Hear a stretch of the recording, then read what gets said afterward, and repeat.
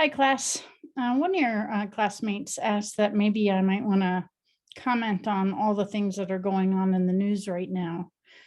Um, I think one of the most fascinating things to think about as we listen to all of the news in relation to, in particular, the Roe versus Wade decision is to think about cultural relativism.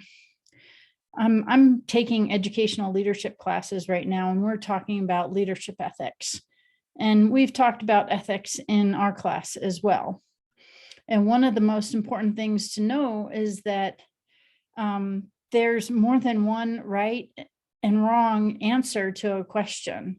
There's the depending on your religious background, your upbringing, your cultural context, so many things define who you are as a person. And when you have laws that are codified and they're codified by humans, those humans are going to bring their biases to the decisions that are made and the interpretations that they make of any laws that are out there. And so when we talk about ethical leadership, we have to realize that there's no universal ethics and there is no universal right or wrong. And the people who are against abortion rights, people who are pro-life, they feel very strongly about their opinions. And they feel like the Supreme Court made the right decision and that they are ethically correct. Whereas those folks who are really angry and upset about the decision and the loss of our rights, females' rights to their privacy and their bodies, feel like they're right too. And yet we have leaders who have different opinions, and those opinions are becoming law.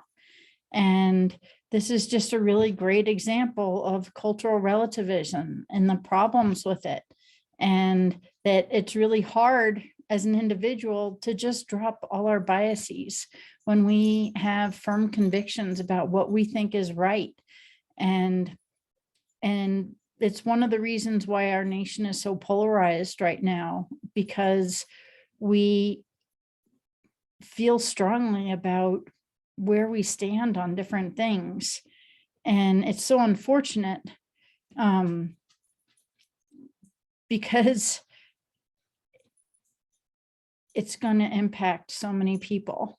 And it's going to impact my son, for instance, who just finished his degree in physician assistant studies, and he's going to work in an emergency room.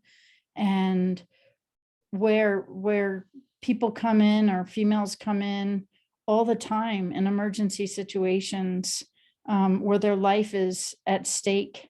And because their life is at stake, he has to make difficult decisions, and he could lose his license if that difficult decision is to save the mother's life. He's also bound by ethics too. And it is a really tough world to be living in right now. And I just wanted to share this with you guys because it's really hard. And all I can do is encourage you to vote for who you think is right, even though not everybody can be right, and not everybody's right opinions are going to be the law. But don't give up. And I hope you guys all have a great 4th of July weekend.